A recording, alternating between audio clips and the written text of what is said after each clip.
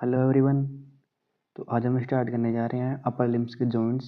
ठीक है, जिसमें फर्स्ट जॉइंट है अपने पास शोल्डर जॉइंट, सेकंड है एल्बो जॉइंट और थर्ड नंबर का है रिस्ट जॉइंट। ठीक है, तो सबसे पहले अपन शोल्डर जॉइंट के बारे में पढ़ेंगे डिटेल में।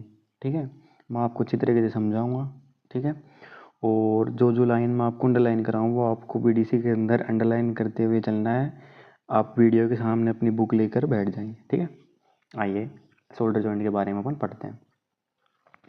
अब शोल्डर जॉइंट जो है अपने पास किस टाइप का जॉइंट है? साइनोवियल जॉइंट है।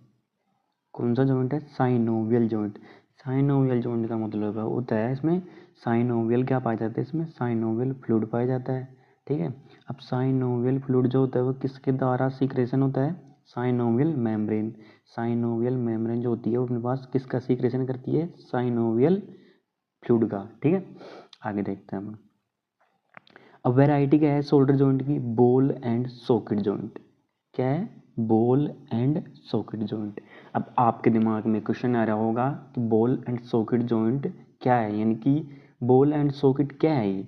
तो इसका मतलब बताता हूँ, इस वर्ड का मतलब कि what is ball and socket. ठीक है, अब अपने पास ये क्या हो गई, जैसे कि हिप जॉइंट के बारे में अपन पढ़ते हैं ना, तो हिप जॉइंट में अपने पास क्या आएगा?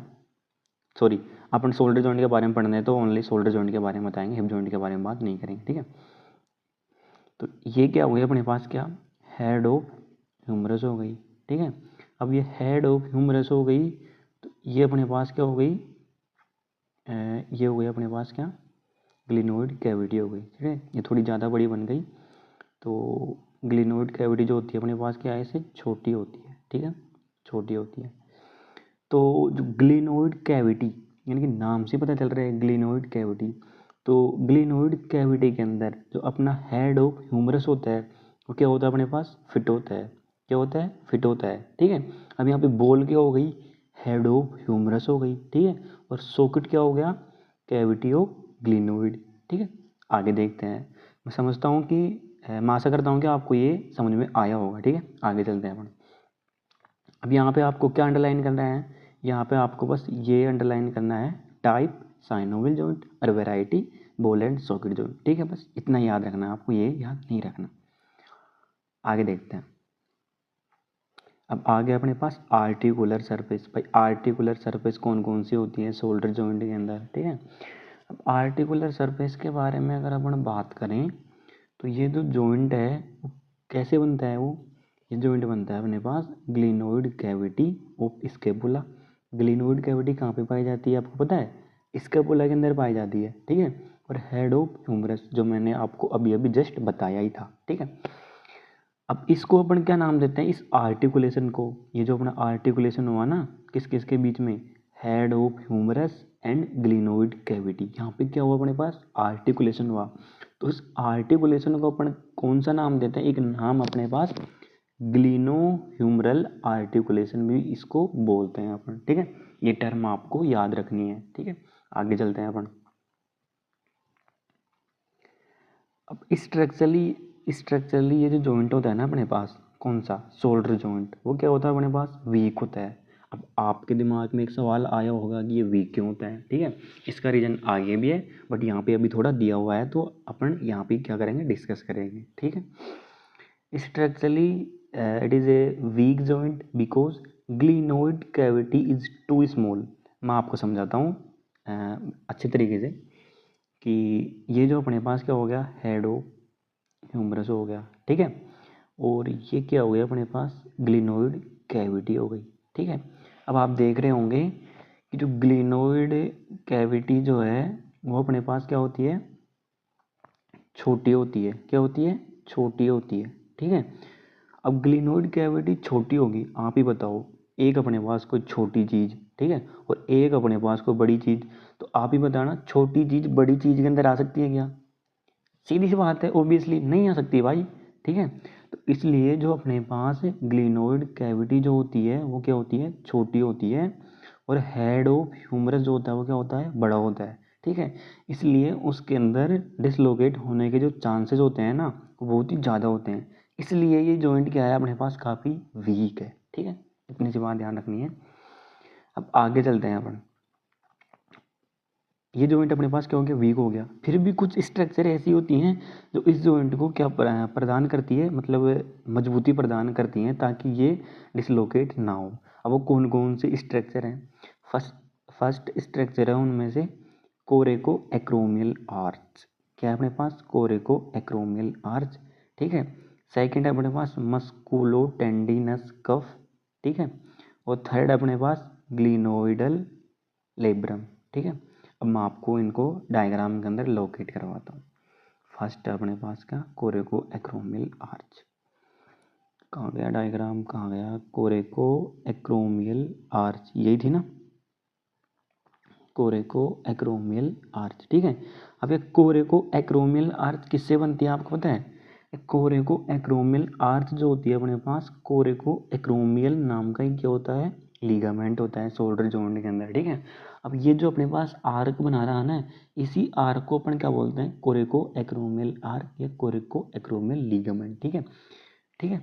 आगे देखते हैं अपन। और उसने सेकंड चीज वहाँ पे मस्कुलो टेंडिनस कफ। अब मस्कुलो टेंडिनस कफ का मतलब क्या होता है कि भाई ये अपने पास क्या है, शोल्डर जॉइंट हो गया, ठीक है। अब शोल्डर जॉइंट हो गया तो इसके चारों तरफ मसल ही मसल है, ठीक है। ये अपने पास डेल्टोइड हो गई, ये सुप्रा स्पाइनेटस हो गया, ठीक है। ये अपने पास टेरिस माइनर हो गई, ठीक है। ये सारी अपने पास क्या है, ये बाइसेप्स हो गई, सब स्कैपुलरिस हो गई, ठीक है। तो ये अपने पास क्या है, मसल्स हैं, इसलिए इनको क्या बोलते हैं, मस्कुलो टेंडिनस कफ, यानी कि कप टाइप, कप कप बना रही है, ठीक है, इसलिए इसको क्या बोल रहे हैं, मस्कुलो टेंडिनस कप। और थर्ड थी वहाँ पे ग्लिनोइडल लेब्रम, ठीक है।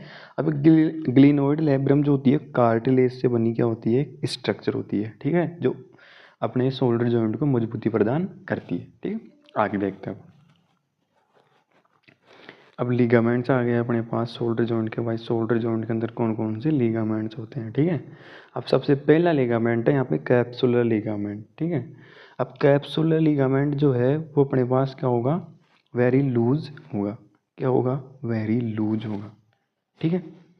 वेरी लूज का मतलब है बहुत ही ढीला होगा, ठीक है। परमिट फ्री मूवमेंट, ठीक है। अब ये जो अपने पास लिगामेंट है वेरी लूज हो गए एक तो, और परमिट फ्री मूवमेंट्स, इसका मतलब ये होता है कि दोस्तों कैप्सुलर लिगामेंट अपने पास लूज होने की वजह से, कैप्सुलर लिगामेंट लूज होने की वजह से शोल्डर जॉइंट को परमिट देता है किसके लिए, all free movements, all free movements, यानी कि शोल्डर जॉइंट में जो मूवमेंट होती हैं वो क्यों होती है, क्योंकि वहाँ पे कैप्सुलर लिगामेंट क्या होता है, वेरी लूज होता है। अगर कैप्सुलर लिगामेंट वेरी टाइट होता ना तो उसके द्वारा शो की जाने वाली, किसके द्वारा, शोल्डर जॉइंट के द्वारा शो की जाने वाली जो ऑल मूवमेंट्स हैं वो नहीं होती, सीधी सी बात है। ये लूज है इसलिए वो सारी मूवमेंट्स क्या कर पाता है, अपने पास शो कर पाता है, ठीक है। आगे देखते हैं अपन। अब कैप्सुलर लिगामेंट जो होता है वो इन्फीरियरली, यानी कि इन्फीरियर में लीस्ट सपोर्टेड, यानी कि बहुत ही कम सपोर्ट करता है, ठीक है। और बहुत ही कम सपोर्ट करने की वजह से डिसलोकेशन के जो चांसेज होते हैं वो क्या होते हैं, बहुत ही ज़्यादा होते हैं, ठीक। अब इस डिसलोकेशन से, इस डिसलोकेशन से जो अपनी एक्सिलरी नर्व जो होती है ना वो क्या हो सकती है, अपने पास डैमेज हो सकती है, ठीक है। एक्सिलरी नर्व जो होती है रप्चर हो सकती है, डैमेज हो सकती है, ठीक है। आइए आगे देखते हैं अपने पास। अब मीडियली, यानी कि मीडियल के अंदर जो अपने पास ये कैप्सुलर लिगामेंट है वो किससे अटैच होगा अपने पास, लेब्रम से। किससे अटैच होगा अपने पास, लेब्रम से, या सुप्राग्लिनोइड ट्यूबरकल से अटैच होगा, ठीक है। अब लेटरल के अंदर किससे अटैच होगा, ये लेटरल में अटैच होगा अपने पास एनाटोमिकल नेक ऑफ ह्यूमरस, ठीक है। एनाटोमिकल नेक जो होती है अपने पास ह्यूमरस की, उससे क्या होगा, ये अटैच होगा, ठीक है। किसको जोड़ के, इन्फीरियर और सुपीरियर। अब इन्फीरियर में क्या आता है अपने पास, अब आप तो इतना ध्यान रखो, डायरेक्ट डायग्राम में देखते हैं अपन, एक बार डायग्राम में दिखाता हूँ आपको। अब डायग्राम में देखते हैं अपन, जो कैप्सुलर लिगामेंट है वो इन्फीरियरली क्या होता है अपने पास, लीस्ट सपोर्टेड होता है, ठीक है। इन्फीरियर में ये वेरी लूज होता है, ठीक है। और सुपीरियर में तो अपने पास ये होता ही नहीं है। सुपीरियर में जो कैप्सुलर लिगामेंट होता है वो क्या रहता है, एब्सेंट होता है, ठीक है। अब लूज आर्टिकुलर कैप्सूल, तो इन्फीरियर साइड में कैप्सुलर लिगामेंट जो होता है वो अपने पास क्या होता है, लूज होता है। आप भी देख रहे होगे यहाँ पे, ठीक है।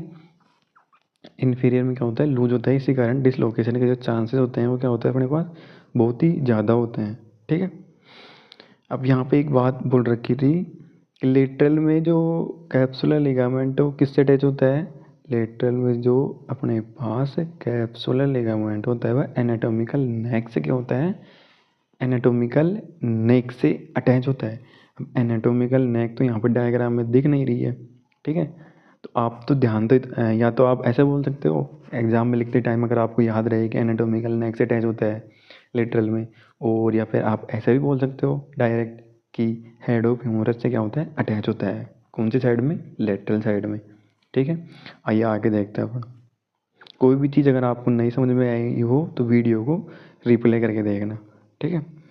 अब एंटीरियर में जो कैप्सूल होता है ये अपने पास 4 लिगामेंट्स बनाता है। कौन कौन से लिगामेंट्स बनाता है, यहाँ पे और थ्योरी में पढ़ लेते हैं, फिर आगे चल के अपन डायग्राम में दिखाऊंगा आपको। एंटीरियर में सुपीरियर, मिडिल और इन्फीरियर ग्लिनो ह्यूमरल लिगामेंट्स, ठीक है। सुपीरियर, मिडिल और इन्फीरियर ग्लिनो ह्यूमरल लिगामेंट्स 3 प्रकार के लिगामेंट बनाता है ये। कौन कौन से, अब डायग्राम में देखते हैं अपन। ये हो गया अपने पास क्या क्या, सुपीरियर ग्लिनो ह्यूमरल लिगामेंट, ठीक है। कौन सा लिगामेंट, फर्स्ट वाला है superior gleno humeral ligament. Second वाला है अपने पास, ये रहा अपने पास सेकंड वाला, मिडिल ग्लिनो ह्यूमरल लिगामेंट, ठीक है। Superior gleno humeral ligament, middle gleno humeral ligament और इन्फीरियर ग्लिनो ह्यूमरल लिगामेंट, ठीक है। कितने लिगामेंट हो गए अपने पास, 3 लिगामेंट हो गए, ठीक है। आइए आगे देखते हैं मैडम। 3 लिगामेंट हो गए। अब यहाँ पे एक बहुत ही अच्छी बात बोली गई है बीडीसी के अंदर, क्या, area between superior and middle gleno humeral ligament क्या होता है, वीकनेस। इसका मतलब जो अपने पास सुपीरियर ग्लिनो ह्यूमरल लिगामेंट हो गया, सपोज दैट ये अपने पास सुपीरियर ग्लिनो ह्यूमरल लिगामेंट हो गया, ये अपने पास मिडिल ग्लिनो ह्यूमरल लिगामेंट हो गया, और सुपीरियर ग्लिनो ह्यूमरल लिगामेंट के बीच में एक पॉइंट होता है वो क्या होता है अपने पास, वेरी वीक होता है, ठीक है। और वीक होने से डिसलोकेशन के जो चांसेज होते हैं वो क्या होते हैं, कॉमन होते हैं, ठीक है। डिसलोकेट कौन होगा, हेड ऑफ ह्यूमरस होगा। ग्लिनोइड कैविटी जो होगी वो तो ऑलरेडी क्या होगा अपने पास, फिक्स होगी। और डिसलोकेट कौन होगा, हेड ऑफ ह्यूमरस, यानी कि ये अपने पास हेड ऑफ ह्यूमरस है तो ये कभी इधर लाई करेगा तो कभी इधर लाई करेगा, ठीक है। आगे देखते हैं अपन। आगे सेकंड नंबर का लिगामेंट अपने पास कोरेको ह्यूमरल लिगामेंट। दोस्तों कितनी अच्छी टर्मिनोलॉजी है, नाम से ही पता चल रहा है अपन को, कोरेको ह्यूमरल लिगामेंट, ठीक है। यानी कि कोरेकोइड प्रोसेस, क्या, कोरेकोइड प्रोसेस और हेड ऑफ ह्यूमरस, ठीक है। यानी कि कोरेकोइड प्रोसेस जो होता है अपने पास स्कैपुला का, उसके उससे और हेड ऑफ ह्यूमरस, इन दोनों से क्या होता है, अटैच होता है। और यहाँ पे ऐसा भी बोल सकते हैं कि ग्रेटर ट्यूबरकल से भी अटैच होता है, ठीक है। आगे देखते हैं अपने ट्रांसवर्स ह्यूमरल लिगामेंट। अब ट्रांसवर्स ह्यूमरल लिगामेंट जो होता है वो किन किन को आपस में कनेक्ट करता है वो, अब आपने जब ह्यूमरस पढ़ा होगा तो ह्यूमरस के अंदर अपने पास 2 ट्यूबरकल होते हैं। कौन कौन से, एक तो ग्रेटर ट्यूबरकल, ठीक है, एक लेसर ट्यूबरकल। तो ग्रेटर ट्यूबरकल और लेसर ट्यूबरकल को जोड़ने वाला जो लिगामेंट होता है ना, उसी को अपन क्या बोलते हैं, उसी को अपन ट्रांसवर्स ह्यूमरल लिगामेंट बोलते हैं। मैं आशा करता हूँ कि आपको फर्स्ट वाला भी कैप्सुलर लिगामेंट समझ में आ गया होगा, उसके कहाँ कहाँ से अटैच रहता है, कहाँ कहाँ पे वीक रहता है, कितने लिगामेंट्स बनाता है, ये सब, ठीक है। मीडियल में किससे जुड़ता है, लेटरल में किससे जुड़ता है, ठीक है। इन्फीरियरली वो लूज होता है और सुपीरियर में वो एब्सेंट होता है, ठीक है। सेकंड नंबर का कोरिको ह्यूमरल हो गया और थर्ड नंबर का ट्रांसवर्स ह्यूमरल लिगामेंट हो गया। अब फोर्थ नंबर का है और वो लास्ट लिगामेंट अपने पास, लिगामेंट तो का नहीं है पर ये एक प्रकार की फाइब्रो कार्टिलेजिनस रिंग होती है। कौन, ग्लिनोइड लैब्रम, ठीक है। ये अपन ने अभी वहाँ पे पढ़ के आया था, ठीक है। फाइब्रो कार्टिलेजिनस रिंग होती है, जहाँ पे भी लैब्रम आ जाए ना एनाटोमी के अंदर, वहाँ पे आप समझ जाना कि वो क्या होगी अपने पास, वो क्या होगी, कार्टिलेज होगी, ठीक है। आगे देखते हैं मैडम। और ये कार्टिलेज जो होती है वो उसका क्या काम है, यहाँ पे काम भी बताया है उसका, इंक्रीज डेप्थ ऑफ कैविटी। अब इंक्रीज डेप्थ ऑफ कैविटी कैसे बढ़ाएगी, जैसे कि अपने पास ये कोई डिप्रेशन है ना। अब डिप्रेशन के चारों तरफ ये एक दीवार से खड़ी करती है, ठीक है, दीवार वॉल बनाती है चारों तरफ डिप्रेशन के। तो उससे क्या होता है कि जो इसकी डेप्थ होती है वो क्या होती है अपने पास इंक्रीज हो जाती है, ठीक है। यानी कि ये ग्लिनोइड कैविटी दोस्तों, जैसे कि ये हो गए अपने पास, ठीक है। और ये इसकी वॉल और बना रही है, यानी कि चारों तरफ इसकी क्या है, लेयर ही लेयर है किसकी, कार्टिलेज की। तो इसकी जो डेप्थ हो गई वो क्या हो जाएगी, बढ़ जाएगी। पहले इतनी थी और अब इतनी हो गई, ठीक है। आगे देखते हैं अपन। अब यहाँ पे आ गई इसकी बुरसा। आपको बस बुरसा के नाम ही ध्यान रखना है ओनली भाई, कौन कौन से बुरसा शोल्डर जॉइंट के अंदर पाए जाते हैं। फर्स्ट है अपने पास सब एक्रोमियल बुरसा, ठीक है। सेकंड हो गया अपने पास सब स्कैपुलरिस बुरसा, ठीक है। और थर्ड नंबर का है अपने पास इंफ्रा स्पाइनेटस बुरसा, ठीक है। बस तीनों बुरसा के नाम ध्यान रखने हैं, इसके अलावा आपको कुछ भी याद नहीं रखना। इसकी डिटेल ये टू मच मोर है, इस जो अपने के कोई भी काम की नहीं है, ठीक है। रिलेशन अपन को छोड़ने हैं, ठीक है। आगे देखते हैं अपन blood supply of shoulder joint. अब ब्लड सप्लाई के अंदर कौन कौन सी वेसल्स हैं जो अपने को शोल्डर जॉइंट को क्या करेंगी, सप्लाई करेंगी। तो उनमें से फर्स्ट है अपने पास एंटीरियर सर्कम्प्लेक्स ह्यूमरल वेसल, ठीक है। और पोस्टीरियर सर्कम्प्लेक्स ह्यूमरल वेसल सीधी तो है, बस आपको नाम में ध्यान रखना है कि एंटीरियर सर्कम्प्लेक्स ह्यूमरल वेसल और पोस्टीरियर सर्कम्प्लेक्स ह्यूमरल वेसल और सुप्रास्कैपुलर और सबस्कैपुलर, चारों के नाम ध्यान रखना है, चारों के नाम रट लेना अच्छी तरीके से, ठीक है। आगे देखते हैं अपन इसकी नर्व सप्लाई। अब नर्व सप्लाई भी इसकी इजी है। कौन कौन सी नर्व आती है, एम्स ध्यान रखना आप, सबकी इच्छा तो यही होती है कि दिल्ली एम्स मिल जाए, पर किस्मत ख़राब होती है तब बीएमएस में आ गए। पर कोई ना, बीएमएस भी बिल्कुल सही है, ठीक है। आपने अच्छा फील्ड चूज किया है जो आगे चल के शायद काफ़ी बड़ा बन जाएगा, आई होप। छोड़ो, अपन फालतू बात नहीं करेंगे, अपन तो अपने काम की बात करेंगे। अब नर्व सप्लाई शोल्डर जॉइंट की एम्स ध्यान रखना, ठीक है। अब ए से क्या आएगा अपने पास, एक्सिलरी नर्व, ठीक है। सेकंड है अपने पास मस्कुलो टेंडिनस नर्व, ठीक है। और थर्ड है अपने पास सुप्रा स्कैपुलर नर्व, ठीक है। तो तीनों के तीनों नर्व के नाम आपको याद कर लेने हैं, ठीक है। अगले वाला टॉपिक है अपने पास movements of the shoulder joint, यानी कि शोल्डर जॉइंट कौन कौन सी मूवमेंट क्या करता है अपने पास, शो करता है, ठीक है। इसको टेबल की सहायता से समझते हैं अपन, ठीक है। बीडीसी में एक बहुत ही शानदार टेबल दे रखी है। टेबल कहाँ गई, ये रही टेबल अपने पास, ठीक है। अब शोल्डर जॉइंट जो होता है कौन कौन सी मूवमेंट शो करता है अपने पास, फ्लेक्जन हो गया, एक एक्सटेंशन हो गया, एडक्शन हो गया, एबडक्शन हो गया, ठीक है। और कौन सी है, एक मीडियल रोटेशन और एक लेटरल रोटेशन, ठीक है।